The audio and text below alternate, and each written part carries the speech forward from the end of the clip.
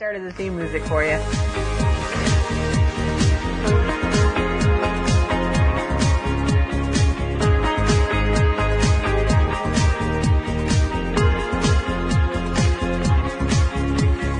Welcome to LOA Today. I'm Walt Thiessen here with Alyx King and Bill G. Today is Tuesday, April the 2nd, 2019. 4 p.m. in New York, 1 p.m. in Los Angeles, 9 p.m. in London, Sydney, Australia, around 8 a.m. Wherever you are in the world, thank you for joining us for another episode of LOA Today, your daily dose of happy, where I'm very happy that Alyx got our music going today. Thank you for doing that, Alyx. She just gave it a push, and there it went. It was great. So we're in a silly mood, which is the good way to start the show, is to be in a silly mood, because that way you're going to be in your most positive place, no matter what you're starting the day with, right? You know, it doesn't matter. Yep. That's really the most important thing. And Bill is sitting there spinning his pendulum, which tells me it's another pendulum day we're going to be doing here. I think he's not only clearing the pendulum, he's clearing half the earth all at the same time. So well done, Bill. Are we continuing with what we were trying to do last week, helping Alyx out, or what were you planning to, what did you have in mind for continuing the conversation this week, or did you just have it on hand? That was my plan. Okay. Because we wanted to, because we had just scratched the surface of Alyx's relationship issues. Mm-hmm. Okay. when we finished up last time, I thought we can continue that. And also, if there's anybody on the live stream who wants to get some quick answers or some just some general clearings, that's fine with me too.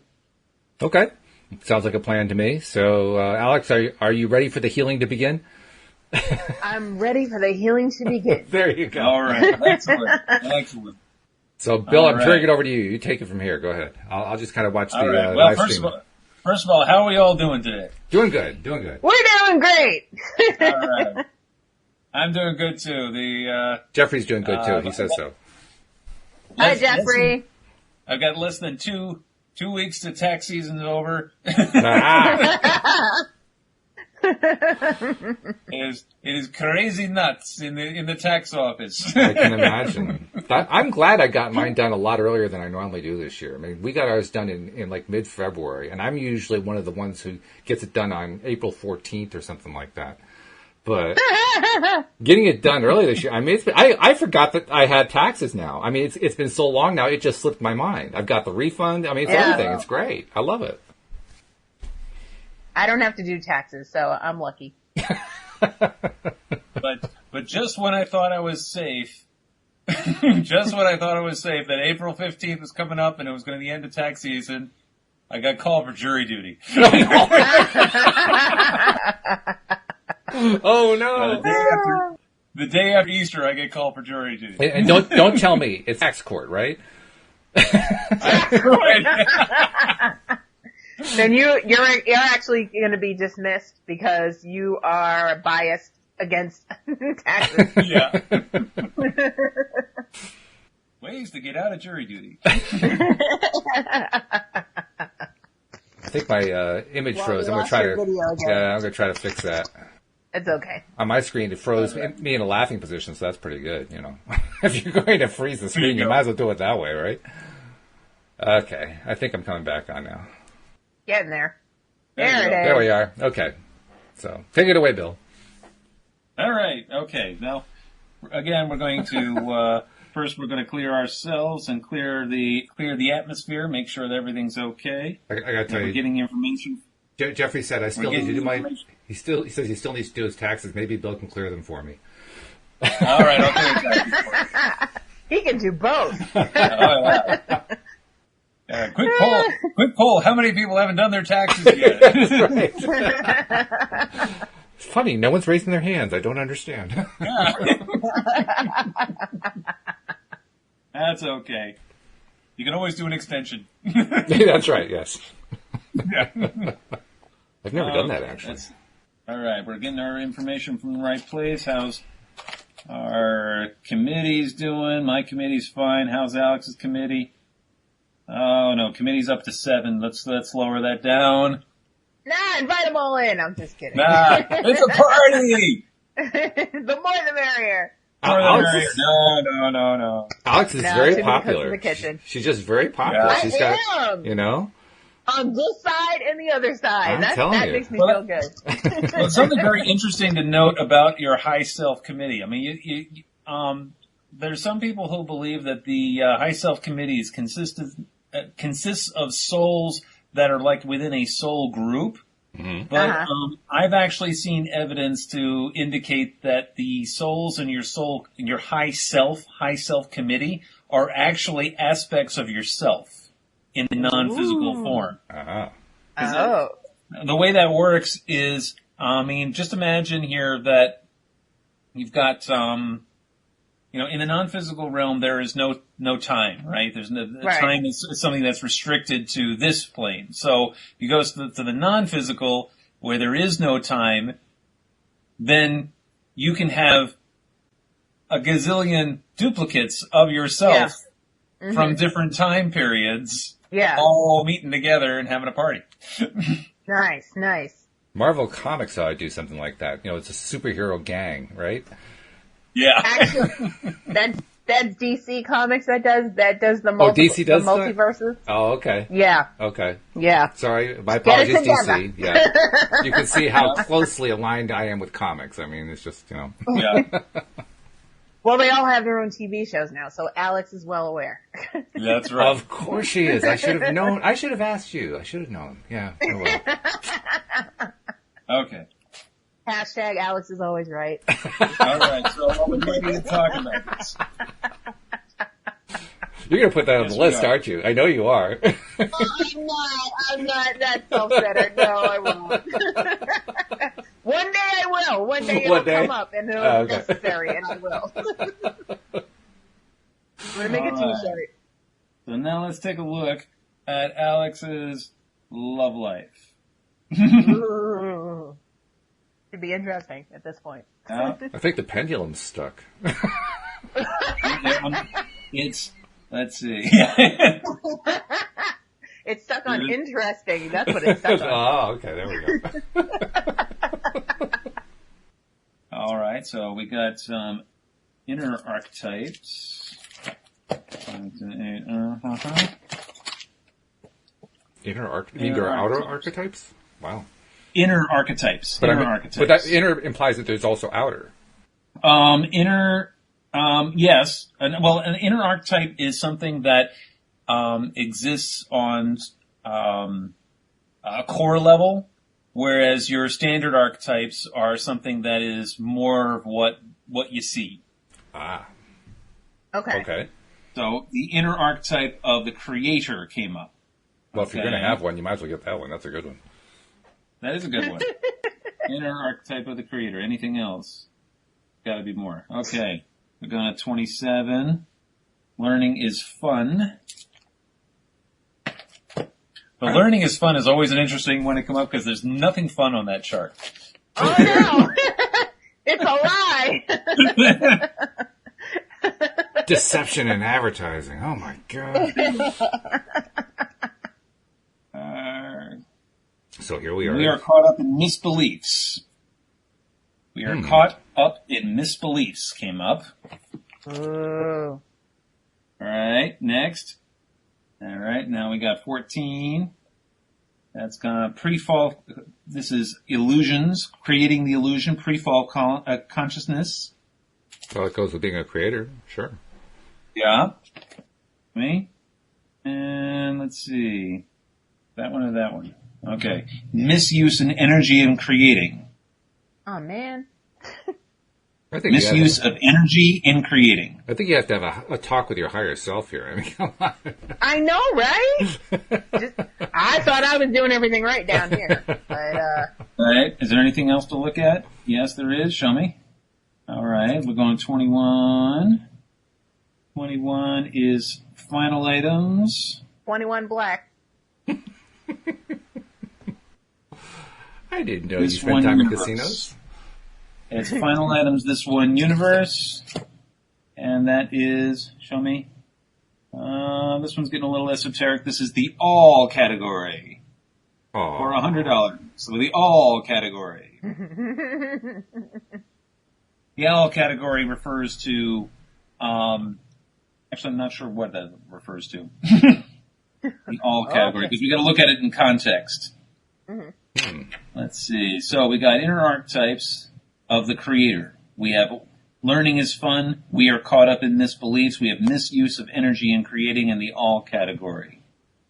Hold on one moment. Can we trade these in for like a different reading? This doesn't sound so good, Alyx. I don't like it. This isn't as good as last week. I think we need a different SRT practitioner. I think that's what that is. Yeah. I don't know. He's bringing out the big book. Oh no, this is serious. Let's see. He had to go to the library for a second. It just got real. All right, let's see. The all category. All right, so the all category refers to items being cleared, all items being cleared without needing them to be researched individually. That's what he means by the all category. Okay. So we're just going to clear everything and not even talk about it.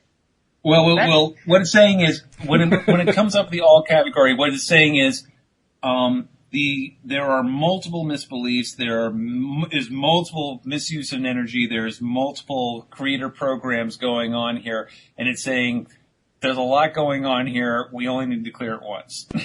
Okay. I am a lot, so. So my guess is what's going on here is that, again, you're a very highly creative person. True. Okay. Very, very factual. And part of what you are trying to create is a perfect relationship. So does it have to be perfect or? Well, it's perfect for you because true. because you've got needs. You've got I would have to say that your needs are probably not in the normal range in the sense that I listened to your show, the show you and Walt did last Wednesday morning, and where you were talking about, the anxiety that you deal with. Yeah. And so when you're attracting someone in your life, you need someone who not only understands that, but will work with that. Facts. And so, you meet somebody who likes to go, rock climbing. That ain't gonna work. I mean, it can work, but just know that I'm not coming with you. Yeah, right. And rock climbing is gonna be, that's gonna be our separate time. Rock climbing is your thing.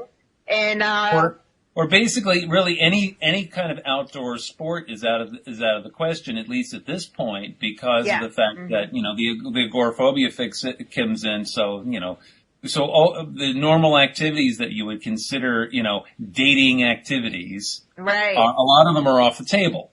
Just going on dates, period, is yes. It's a whole thing. Like, it's got to be during the day when no one's around, and the food has to be there within 10 minutes, and it's a whole thing.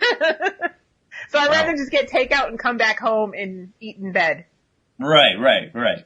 So there we have, some really very, very strict conditions here. But I have found people that are willing.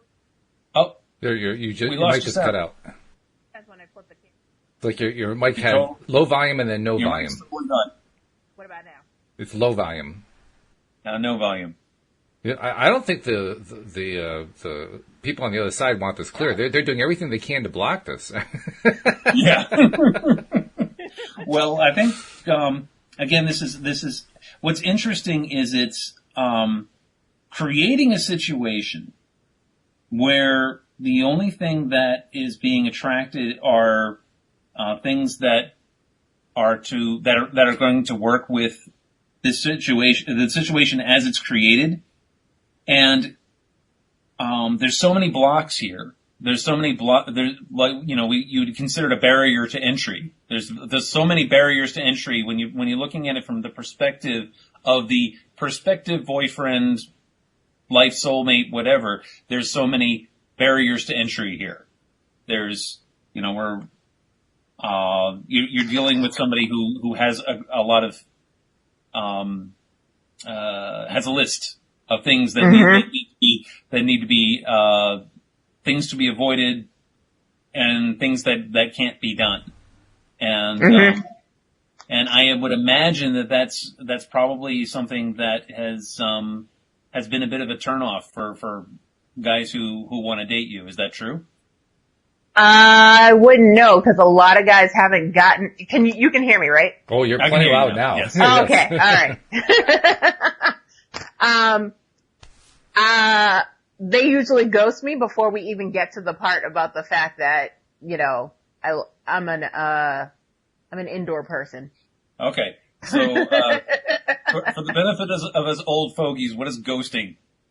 I actually know what that is now, but Rob can now tell you because of me. Exactly. I've learned a lot from Alyx. Okay. Ghosting is when a guy or girl decides to they're talking to you and you're in conversation via text or what have you, and then they just stop responding and disappear completely. Gotcha. Okay. Yeah. So before you even get to the point of that you're an indoor person, it doesn't even get that far for a lot of them. Yeah, most of the time. There was only one guy that I was actually talking to where he was like, "Oh, that's not really a problem." Then it turned into, "Oh, you have too many medical issues, so I gotta go." Oh, okay. Okay, boy, bye. So what's interesting though is that this misbelief thing is interesting because it's saying is that the barriers to entry here are actually a misbelief. This is not actually true. That even though that we have multiple issues, multiple barriers to entry, that these are barriers that you've created yourself. Ooh. Well, that's kind of true. Okay. And so, not on purpose, but definitely true. It's never on purpose. But so what we can do is we can try and we can work on clearing that. Oh, we're clearing the agoraphobia now? That's what's up. Would you like the agoraphobia to be cleared? No, I want to keep it. Yes, I want to keep it. Well, you gotta ask sometimes because again, it was, in my blog this week, I was talking about, what we give up when we decide to choose a new path. Yeah. And part of what we give up is our old selves. Right. Our old belief systems, and a lot of times our families, our loved ones, our jobs, our careers, whatever. We give all that up in order to go a new path, a more spiritual path. Mm-hmm. Now that's very easy. That's an easy choice to make for people who are suffering a great deal. If you hit rock bottom, you're sleeping in a gutter and whatever. Yeah, you've hit rock bottom there. You're ready to make a big change in your life. Yeah. Where it gets a lot harder is where people are not hit rock bottom. Right. Where they're comfortable. Where they're in their comfort zone. Mm-hmm. They have food, shelter, hobbies, friends. They got all that, but they're feeling this very, very strong depression. Mm-hmm. Or they're feeling that they're not moving in the right direction in their lives or whatever. Then it becomes a lot harder to make that choice to move out of that and into something new and into getting what you want as opposed to satisfying what the people pleasing and doing all those other things for other people. I was just going to say that. Yeah, it is a lot harder to do that. Yeah. That happens when you care at all about what society says about your situation. Right. Right. Exactly. Well, in which I don't. Also, but it took some time to get there. Actually, it's not just society, but it's also caring what your loved ones think about of your situation. They're part of society, so yeah. Yeah, they are part of society. True. Yeah. You know, I've had multiple clients who came to me who are either recently divorced or in the process of getting divorced, or thinking about getting divorced because they've chosen a spiritual path. Because they found their lives before to be very dissatisfying, or they were depressed, or whatever. They felt a need to move on, but their loved ones said, "No, I'm going to sit here and watch football, or I'm going to stay here. This physical life, this is working out for me." Yeah. And so that person feels very, very alone at that point. And it can be devastating because a lot of times these people who have chosen a more spiritual path or a more a law of attraction life or whatever, at first it can be extremely lonely because you're moving on to something new. And so when I ask the question, are you ready to get rid of your agoraphobia? That's not an easy question to answer. The hell yes is, it's hurting and whatever. But there's a part of you that's served by it. There's a part of you that's very comfortable in that spot. Oh, I am comfortable. I'm not going to lie. Right. So to choose not to do that, you are choosing not to be agoraphobic, which means gotta go outside. It means you gotta feel okay being outside. You gotta feel okay going to the beach. You gotta feel okay being in a crowd of people. And that can be terrifying. Yes. Factual. maybe I'm better off in this, hiding in this little shell. But then you gotta think, the other thing you gotta think about is, all right, I'm too scared to change my life. I'm too scared because this other thing, I've created a nice, comfortable, hole in my bed. The mattress is nice. It's nicely conformed to my body now. Yes. And maybe I don't want to get out of bed right now. Yeah. Or ever. And, maybe I can be safe here. But then Spirit informs you, and this is something we've already looked into, is that we know that the anxiety is going to eventually damage your health. In fact, we already know that it has. We also know that it's going to get worse before it gets better. Yeah. Because we know that, people who stay inside and who are generally afraid have to deal with higher blood pressure issues. There's lack of exercise issues. I mean, there's all sunshine and the whole 9 yards that come along with it that you don't get. So you can rationalize it. You can say, hey, I'm rationalizing here. Yes, this is bad for me. I am on a one-way ticket to an early grave here if I continue on this path. But that bed. That is so and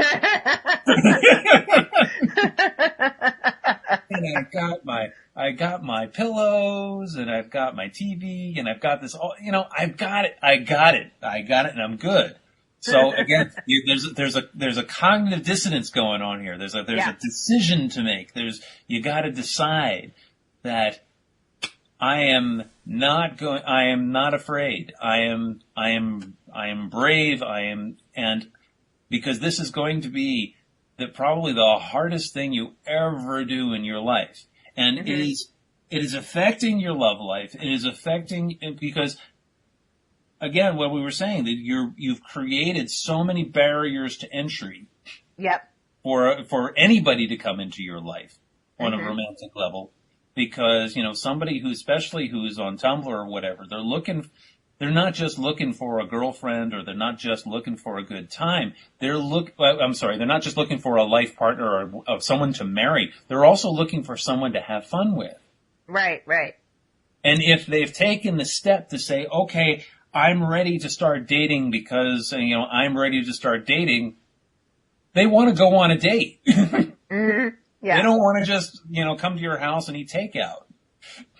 They want to actually enjoy your company. They want to take you to a movie. They want to wine and dine you. They want to make you feel right. But when the extent of the date is your apartment, they're like, okay, I got all dressed up to be in your apartment. All dressed up and no place to go. Oh, we're loving this. So.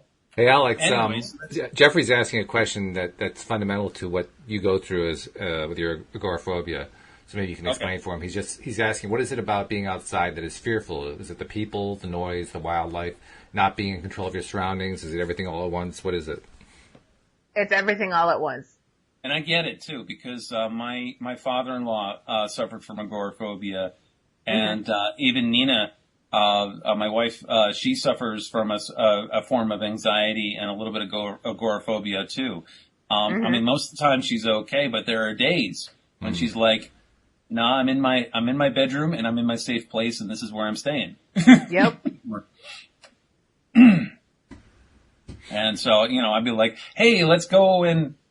Because we have this wonderful little place here in town in Rutland called the Yellow Deli, and it's a wonderful little restaurant run by these religious people, and it's got the fun music and great food and whatever. We love going to this place, but sometimes hey, let's go Yellow Deli, but no, and some days it's like, nope, ain't going, nope, no, ain't gonna happen. Go get me some takeout. Yeah, exactly. Bill, you make a compelling case for the comfort zone. That's not something we do a lot of here on the show. So this is a little bit of balance going on here. Well, it is like I said, it's the comfort zone is comfortable, but choosing the path of asking the universe to give you what you want as opposed to this shell that you've created for yourself, because you know that eventually that shell is going to suffocate you, and that's the something you gotta, that's your opposite of your argument for the comfort zone, because your comfort zone is going to kill you eventually. Well, and you have to believe that too. That your comfort zone. That's a really unpleasant thought. This is a damned if you do, a damned if you don't situation. It's like a no-win. Do I stay in the comfort zone? I lose. Do I go out of the comfort zone? I lose. Well, wait a minute. Hold on. Actually, the nice thing is that you get out of your comfort zone and you're able to clear out the fear that is associated with being outside of that box. Yeah. And now it's no longer fearful. Now it is empowering. Now you've gone. And the thing is, we all do it. I did it for years working a corporate job. That was my comfort zone. Mm-hmm. And even though it made me miserable, every day I went into work and I sit at my desk and I stare at that computer and look at my to-do list, and I'm like, and every day it was like, oh dear God, the same thing over and over and over again? Are you kidding me? Groundhog Day. Yes, Groundhog. Yeah. Oh, 12 months have gone by. Now I gotta do this report. Now I gotta, month-end reports, all that stuff that comes along with it, and I don't fault for people who enjoy that, especially if you're thinking of a bigger picture, wider picture, and it gives you satisfaction. That's great. It just wasn't working for me. Because, my work is doing this stuff, helping people, see, that the grass is greener someplace else. Sounds like a good title for a show. So anyway, we're clearing this. Clear that out. This misuse of your creative energy, because again, the misuse of creating oh my gosh, I can't talk. The misuse of creative energy is also what happens when we create excuses. Mm-hmm. Think of it as creating excuses. I can't because, I can't because, I can't because. And when I can't because, and the end of that sentence is something fear-based, then you need to change the conversation to, I can because, I can because I'm not fearful, or actually we can't express in the negative, because I am brave. I can because I am free. So what's different here where comparison to, say, Abraham teaching comes into it? Because Abraham would basically say, okay, you're focusing on the stuff that you don't like, change your focus to what you do like. So what's different about the SRT? What does the SRT give us that Abraham isn't giving us? What SRT gives us is more insight into why. It's going into the soul record and seeing what is your individual hang-up.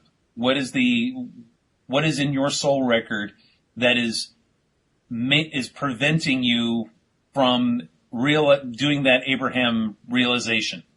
For the purpose of letting go of it, I presume, because you don't want to live there. So I presume that's why you're doing it. Helps you to knowing what it is, what you're holding on to.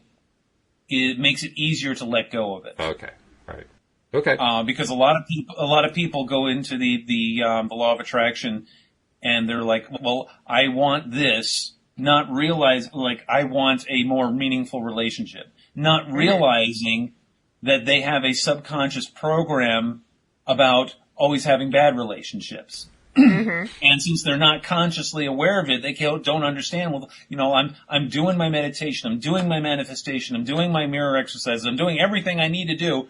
Why is it still not happening? Yeah. And so what we do with SRT is we figure out, well, why is it not happening? And we clear it. And then you can say, I want better relationships now. And knowing, oh, wait a second, I got to make sure that I'm not repeating that old pattern anymore. I've let that go. Yeah. I can now re-express my fear into a term of empowerment. So that raises a question in my mind, and it's one that I've had before, but somehow I never really voiced it. If the goal here is to express this stuff and to get it out there, well, the other part of it is trying to remember the question. I just forgot what I was going to ask. So skip it. It just went right out the head. Oh, I know what it was. The way you clear it by spinning your pendulum around. Most people, if they're seeing a therapist or whatever, they get to the root of it and they talk it out. What is it? Why is it that spinning the pendulum around is sufficient? Okay, well, first of all, I'm not actually spinning the pendulum. Well, okay, but but you do something along that line to clear it. Yes. The difference between that and talking it out, again, we've got access to more of the subconscious and more of the soul motivation, the soul program. We have other protocols within SRT that go a little bit beyond that. One is called inner child progression. An inner child progression is we find out all the hang-ups in your life from birth through your present life and all the way up through your lifetime. Various programs that come up in your life, and we clear those. Kind of like getting a sneak peek of how I got here, where I am now, where am I going, at least as far as what when the soul comes into this lifetime, they have a plan. And the plan is not always in our best interest because the soul is just looking for experience. And the more advanced the soul is, the more difficult that path can be. So we discover which pieces of that path that we need to clear, and we can clear them so that way you have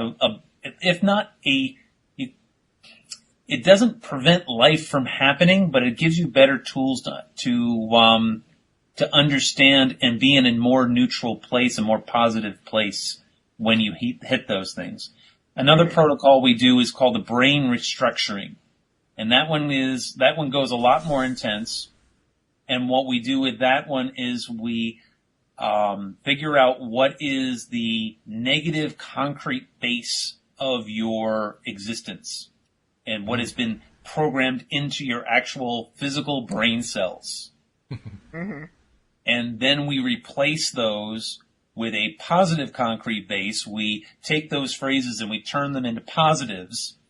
And then we instruct spirit to take those memory engrams, those synapses in your brain, and rewire them to a more positive expression. Now, I've done this with a number of different clients, and it has been it's usually very life-changing for them. Now, we usually get to the brain restructuring after we've done a few sessions. And the reason why we wait until after we've done a few sessions is we've done more research and we've dug deep into the different programs that you have. So that way we have a better foundation in which to understand the negative concrete bases as we research them. Does that make sense? Yes. Okay. So then we change that over to a positive concrete base. And like I said, it's been a very, it's an intense, usually it takes about an hour to do, but it's an intense clearing protocol that we do. Okay. And while you're working on that, I've got another question from Jeffrey for you, Alyx. Following up to what he said before, he said, what things make you uncomfortable? Are there other places in your life where you feel that comfort? Wait, what did he say? What places make me uncomfortable or comfortable? Comfortable, sorry. What things make you comfortable? And are there other places in your life where you feel that comfort? With my mom, with my dogs, in my room. Makes sense. I can't think of any place. I will say my psychiatrist's office, but that's mainly because of him, not because of, the surroundings of it, because I have to leave the house to go there, so that's a whole thing. So, but he makes it very comforting. Mm-hmm. Good. But, so, certain types of people and personalities can make me comfortable, which makes it easier for me to do certain things. Okay. That's a good answer. All right. So something I'm just starting research right now is I want to get down to the core of the agoraphobia. Mm-hmm. So, first thing I came up with was a dysfunction of creative energy. Again, this creative energy keeps coming up for you. It does a lot. It does come up a lot. So, I'm sensing a theme here. Mm-hmm. Okay. 5, final assurance. 25. Me. Okay, we got miscellaneous past lives in other dimensions. While he's doing this, Jeff's got another question for you, Alyx. He's asking, can you talk more about the comfort and what causes it? Soft things. Soft? Soft things. With the autism spectrum disorder, I have, sensitivities to textile. Huh? So soft things automatically make me feel comfortable and warm and satisfied. Whereas, let's say a pair of jeans that haven't been washed yet, like fresh off or they're, unsoft jeans, like very coarse jeans. Touching them could set off my brain and make me feel very, I can't describe how it makes me feel, but it just, it can set off a whole synapses of issues. Well, I mean, I can understand that, and I don't have the issue you're dealing with, but, so I don't, go out and loot my local 7-Eleven or something, because I experienced a rough feeling fabric, but I love soft feeling fabrics, and all of my clothing is soft feeling. I don't own a pair of blue jeans for the very reason you talked about. I won't even buy it to go through the break-in period. I just won't do it. I own 2 pairs of jeans. They have to come from Old Navy because Old Navy is the only place I know of that uses fabric softener before they sell them. Yeah. So they're automatically soft already, and then of course I put them through my wash and use fabric softener. So they're I can deal with them. They're flexible. They have that stretchy material. But anyway, everything in my room is soft. So my chair is soft. My bed is soft. My sheets and my comforter, everything is soft. It has to be. I understand that. I don't know what. I understand it completely. I mean, because I'm very touch oriented. If I were to rank and I've done this before, if I rank my senses, hearing is my best sense, touch is my second best sense, and I'm very sensitive to touch. I mean, of all kinds. If I'm asleep and my wife has awakened and I'm snoring a bit, all she has to do is just stroke my hair, and I go and then I go quiet.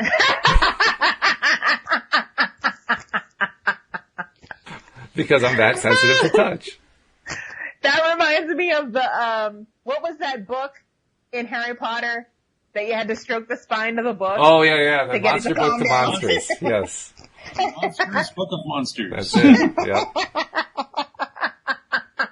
That's what it reminds me of. Oh my God, that was so funny. Just pet him, he'll calm down. She's actually gotten to the point where, if she's not really ready to go to sleep, she'll just start stroking me just to get all the sounds that come out of me for a while. And I'm not waking up, I'm doing this while I'm asleep. Oh, God. Oh, man. More information than you ever wanted to know about Walt Thiessen, I'm telling you. Yeah, a little bit. That's okay. We like to overshare on this podcast. Oversharing is caring.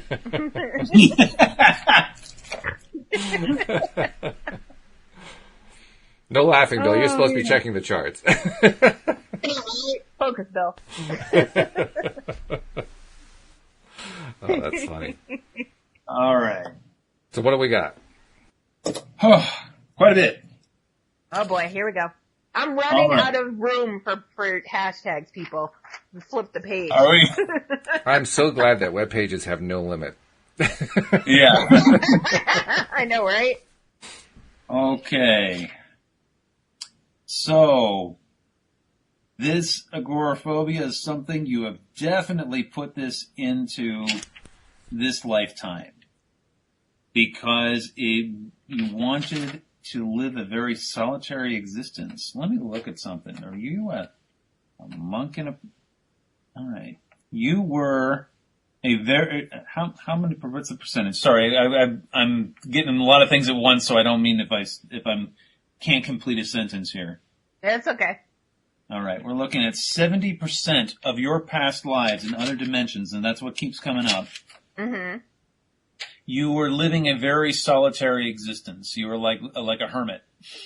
Okay. Wow. 70%. That's a lot. That's a lot. Because we're talking about each individual soul has had hundreds of lifetimes. Right. 70% you were more or less a hermit. Mm-hmm. However, this is normal for me. However, in this particular one, in order for you to have this solitary existence, you've created an imprint of brain damage. So it created... Shut up!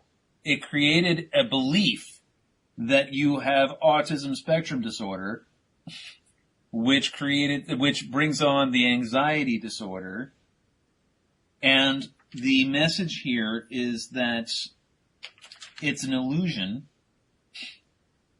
It doesn't really exist because we all have, when we go down to the microscopic level, the energy level and whatever, it's all just energy.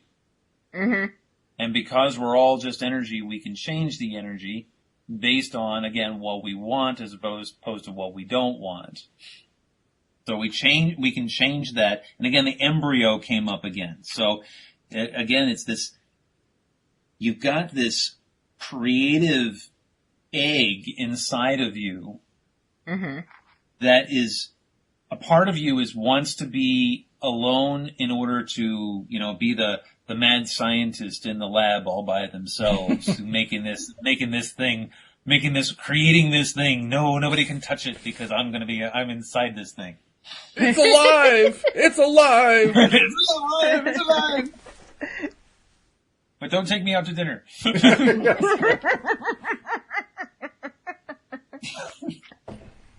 I almost spit up my drink. Oh my God. But there's a very, very strong part of you that believes that this is part of your life purpose. This is your life meaning. To be this solitary person hiding alone in the tower, doing your creation thing.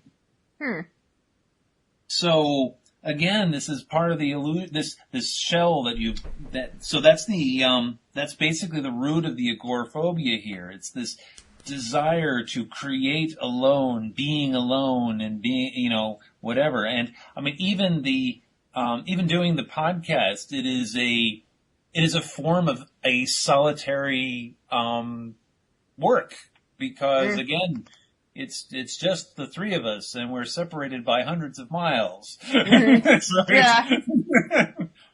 we're just faces on a screen to you. And even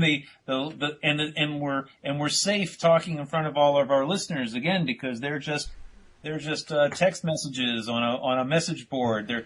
A part of you can still fool yourself into believing that they're not real people. It's true. I don't mind doing this, but because I don't feel like I'm peopling. Right. If you had the 400 plus people that listen to the show all in your apartment right now, you would be completely freaked out. My shiitake mushrooms. Right. Or even if you had them all together in an auditorium, that would be tough too. I mean, it's easier with an auditorium. You can turn the lights down and you can pretend they're not there. That's true, because when I was doing stand-up, you can't see the audience, so it's a lot easier.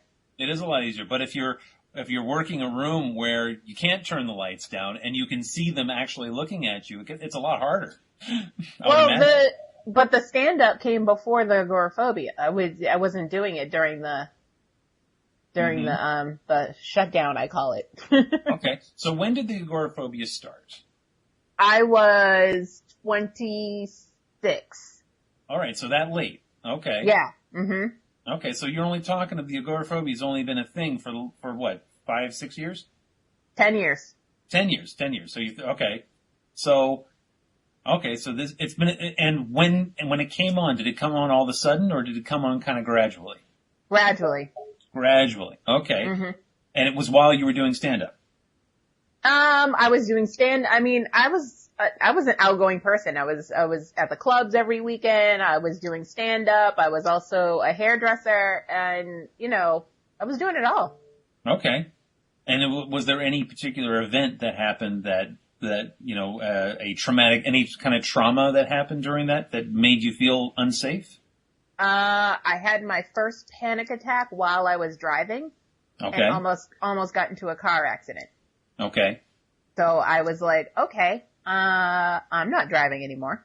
Mm-hmm. All right. So so when you were having that panic attack, what was going on in your life in particular? I felt overwhelmed by everything I was doing. And I also felt like I was being pressured. I mean, this is hindsight being 2020. Oh, yeah, sure. Because I wasn't realizing this at the time. But I also noticed that I was feeling pressured to be a certain type of adult. Mm-hmm. And I mentally wasn't ready for that. I see. So, like, I wasn't mentally ready to live on my own and pay all these bills and, do everything society says you're supposed to be doing at a certain type of age. Right. That isn't my lifeline. That's not where I'm supposed to be. Mm-hmm. Now, do you live alone, or you live with your mother? I think it is. I live with my mom. Yeah. You live with your mom. Okay. Mm-hmm. So there was a part of you that were you living alone at the time? I had roommates, but my mother had moved to the Cape, and so she had left. Okay. All right. So all right. So your mother left. So yep. It was just you and your roommates at the time. Yep. Okay. All right. This is good to know, because again, you are, this goes along with that, need to be in a safe place in order to create. Yeah. All right. And so there's another part of you that says, you know, this society crap, that's crap. It's not, this is not for me. I'm not ready to quote unquote grow up, you know. Yeah. I don't adult. I don't adult. You're right. Okay. I perfectly understand this because I got a client who's the same way. Yeah. So, all right. And so so here you then said, okay. Oh, okay. Well, all right. The next question is the autism. Did you always have that? Yeah, well, you're born with it, so yes, but I didn't know officially until I was 27. Okay. About the same time. Yeah. I had already, moved to the Cape with my mom, you know, cause I had already had my breakdown and all that stuff. So after that, my mom was like, okay, look, there's something wrong with my daughter. We need to figure out what it is. And I need to see this doctor, and this doctor.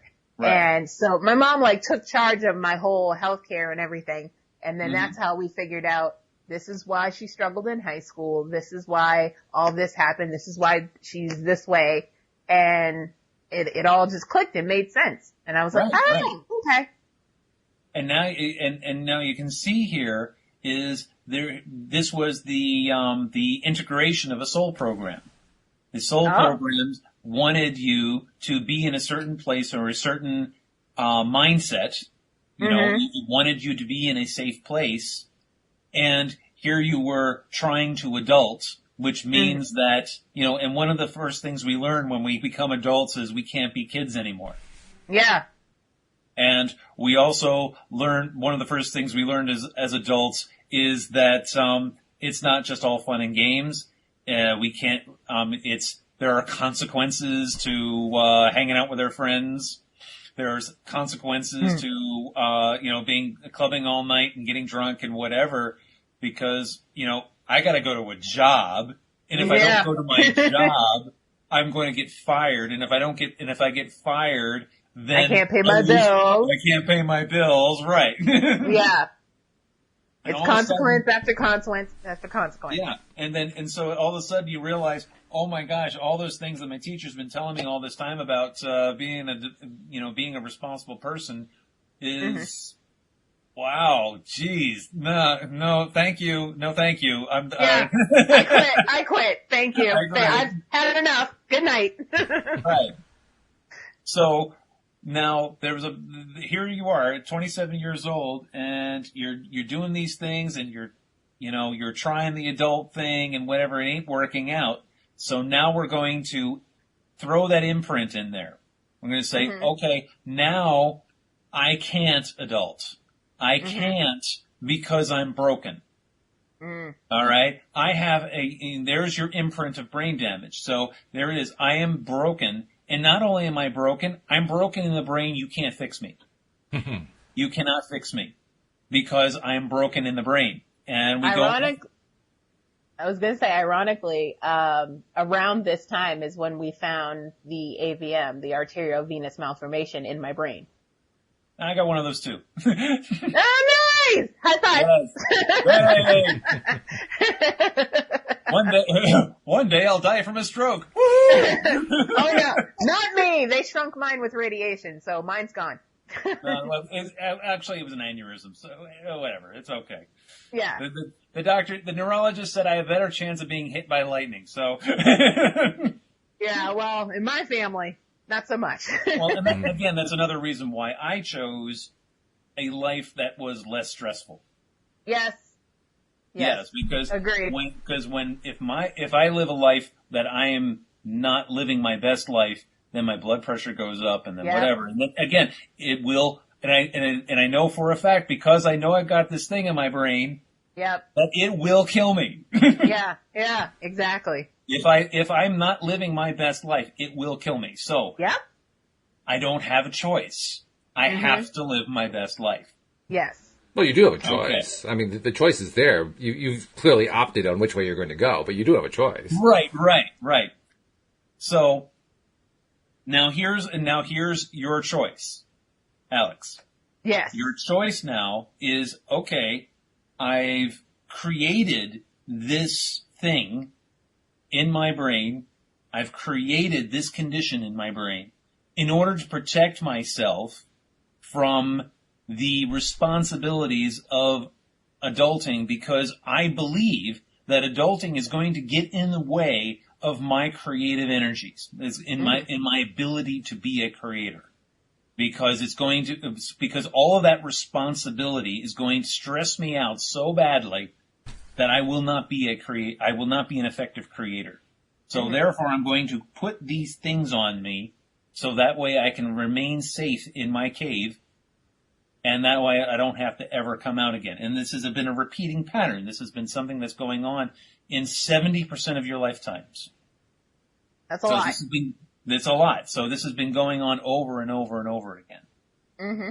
So the choice now becomes, can you be the creator without the brain damage? Oh, man. Can I be the best person I can be and be able to go outside and to be able to go on a date? I mean, I used to be able to, so why not? Before you were 27 years old, you didn't have any of this. Right. You had a life that did not have this in it. Mm-hmm. It was only when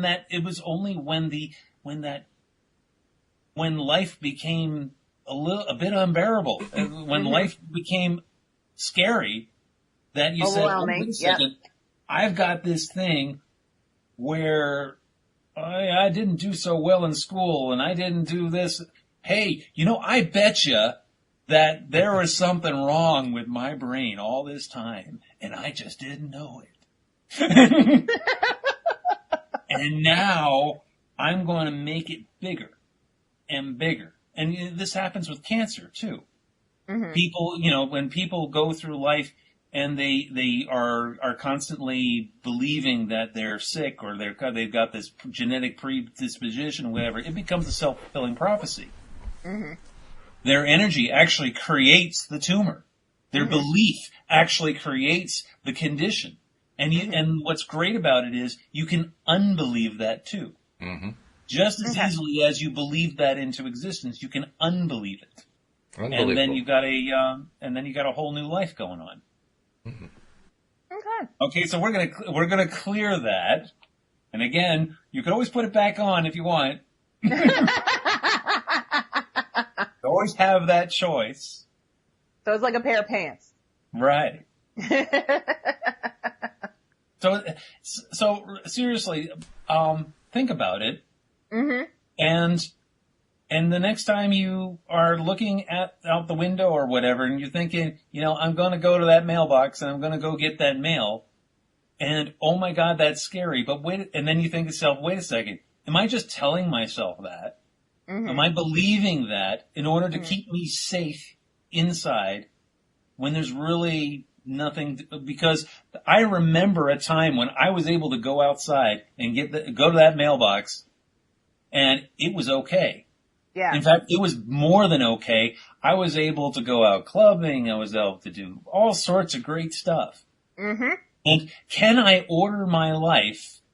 I mean, if your mom's cool with you living with her, there's no reason for you to get your own place. Facts. You can still, I mean, if you've got that kind of relationship with your mom and you guys are cool together and whatever, oh, more power to you. Yeah. If you got a great relationship with her, hey, whatever. I'm not judging. It's true. You got to want it. One way or another, you got to want it. All right. Yeah. Now, are you living with your mom because she's safe? Or are you living with your mom because your mom's really cool? A little bit of column A, a little bit of column B. A little bit of column A, column B. There you go. So maybe there'll be a time when you won't need to do that anymore. Because again, your mom's older than you, obviously. Obviously. One day, she's going to need you to take care of her. Right. And will you be able to be there for her when that happens? Mm-hmm. Walt and I are at an age where where we have to deal with elderly parents. So, I know, your dad passed. Right. Is your mom still around? My mom's around. Actually, my sister is my mom's caregiver, so I'm all right. There you kind go. of fortunate in that one. But even so, you still have, there are still caregiver issues. When you get to be our age, you have to deal with parent caregiver issues. And one day, and that's not too far off for you either. And so, the first day your mom, trips and, falls and breaks a hip or whatever, are you going to melt down, or are you going to be able to rise to the occasion and be there for her? And again, do both? Well, probably not simultaneously. I would have to say no to that one. Well, you could have a meltdown followed by a recovery, and then you could do that. Yeah. All right. So anyway, that's where we're at right now. Okay. All right. Okay. So this is a good stopping point. We're actually a few minutes over, but that's okay. This has been good. This has been a good exploration. So Alyx will take a week to figure out whether or not she wants to get this thing cleared, whether she really wants it. She has to really want it. And so that'll give us time to do a little considerating ourselves. Considerating, there's a new word for the day. Considerating, yeah. I just wanted to do a little shout out to Luann, one of our live stream listeners. She said, Bill, I would love to have Bill visit with me, and we weren't able to get to doing a visit with people in the live stream audience, but I want to invite you, Luann. Feel free to reach out to Bill. Bill, how does somebody reach out to you just for a private consultation or communication or whatever? Yeah, you can message me on Facebook. Something else you can do is you can send me an email. My email is Bill, BILL, at ninag.com, NINAGEE.com. All right. There we go. And then at that point we can set up a Skype meeting or whatever. I'd be more than happy to work with you. All right. Very good. Well, this has been educational, and I think Alyx has probably gotten the biggest education out of it, learning all this stuff about herself. So thank you, Alyx, for being with me. It was stuff I already knew, but Well, okay. It's nice to know that the spirits are with me. This is true. Yeah. And apparently they're right on top of it. They know exactly what's going on. That's cool, too. Yeah. So, yeah. Thank you for being our test subject. And thank you, Bill, for sharing your stuff. Thank you to our live stream audience for being here. Thank you to our podcast audience as well. And we'll see you all next time here on LOA Today. Goodbye, everybody.